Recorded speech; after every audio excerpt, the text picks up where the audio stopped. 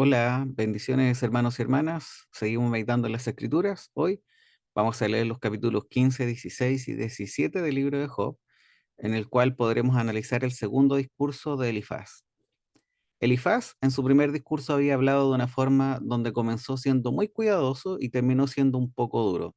Se había dirigido a Job como un hombre que había sido ejemplo y ayuda para otros. Sin embargo, lo reprendió ligeramente por haberse quejado cuando aparecieron los problemas en su vida. Hizo énfasis en el hecho de que Dios es absolutamente superior a cualquier mortal, dando a entender que Job era culpable de algunos pecados graves. Lo había exhortado a volverse a Dios en arrepentimiento, y si así lo hacía, según Elifaz, iba a gozar de felicidad y prosperidad. Ahora, en este segundo discurso, Elifaz hizo a un lado toda la diplomacia y acusó directamente a Job de que había hablado en una forma vana, necia e impía. Le dice: tú también destruyes el temor de Dios y menoscabas la oración delante de él. Estas palabras contradicen el elogio que Dios hizo a Job en el primer capítulo y que nosotros ya leímos. Dios dijo: mi siervo Job, no hay otro como él en la tierra, varón perfecto y recto, temeroso de Dios y apartado del mal.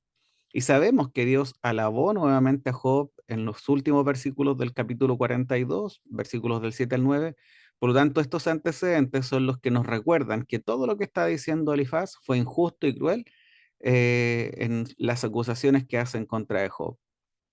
Veremos cómo Elifaz y Job estaban de acuerdo en un punto, y era que el hombre es un simple mortal, frágil, pecador, y según Elifaz, abominable y vil.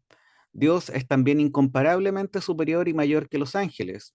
Incluso aunque los ángeles de Dios son nobles y podrían ser sin pecado, sin embargo, son creación de Dios y por lo tanto no poseen los atributos de Dios.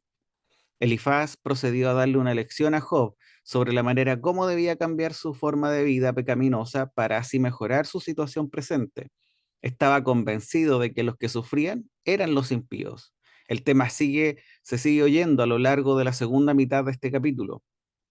En los últimos versículos de su discurso, especialmente del 27 al 35, Elifaz lo que hizo fue señalar un sinnúmero de aflicciones en las cuales el impío padece y merece. Sin embargo, el mayor error en el discurso de Elifaz estaba en afirmar que Dios siempre castigaría al impío en esta vida. Y así dan paso a una teología retributiva que dice que si obras bien te va bien, que si obras mal te va a ir mal finalmente. Esa es la forma en la cual el impío recibe terror, castigo y acecho a diario. El hombre que piensa de esa forma toma esta vida como un todo, olvidándose así de la eternidad que envuelve a Dios y lo que Él definió en su soberanía. Hoy nosotros conocemos el Evangelio, el cual nos enseña muy bien que no hay nada en este mundo que se compare siquiera con la gloria que ha de venir y que viviremos en la eternidad. De esta forma, es bueno recordar que las aflicciones de este mundo no deben definir quiénes somos ante Dios. Nuestra fe no depende de nuestras circunstancias. En lo bueno y en lo malo daremos gracias a Dios y confiaremos que sus planes, los cuales son perfectos y amorosos. Cuando vemos después la respuesta de Job en el capítulo 16 en adelante, veremos que el discurso de Elifaz tuvo un efecto que terminó irritando a Job. Imaginamos especialmente por la larga enumeración que hizo de los muchos desastres que azotan al impío, dando a entender esto a Job. Así que en vez de administrarle un bálsamo en medio del dolor, lo que estaba haciendo era frotar sal en sus heridas. Y por eso Job le llama que estos son consoladores gravosos.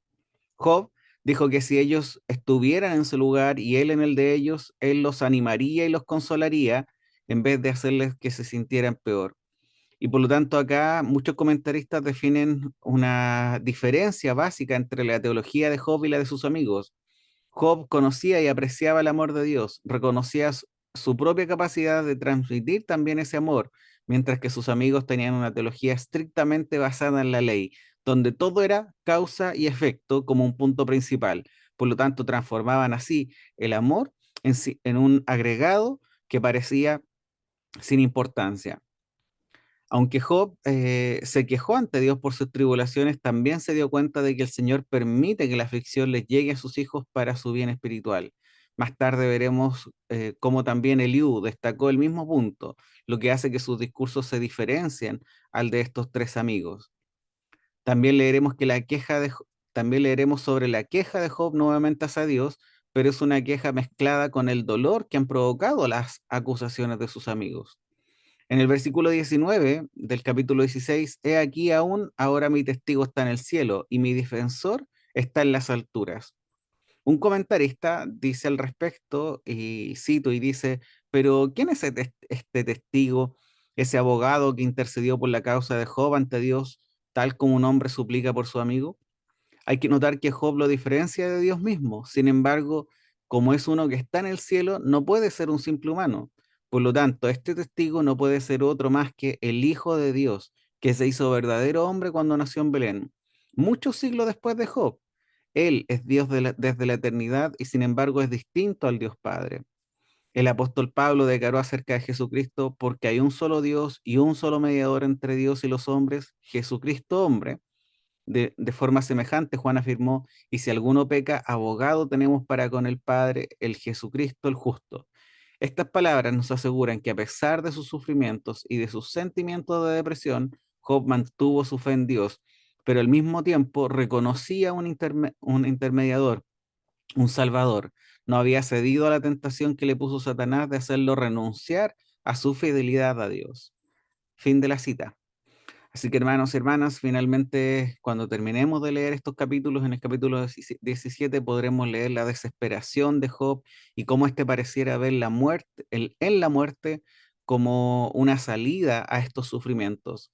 Sin embargo, esta historia no termina acá y daremos paso al segundo discurso de Bildad, en el cual también podremos ver y analizar la respuesta de Job. Así que deseo animarte a que continúes en esta lectura de este maravilloso libro y espero que el Señor te bendiga y te ilumine en medio de esta lectura.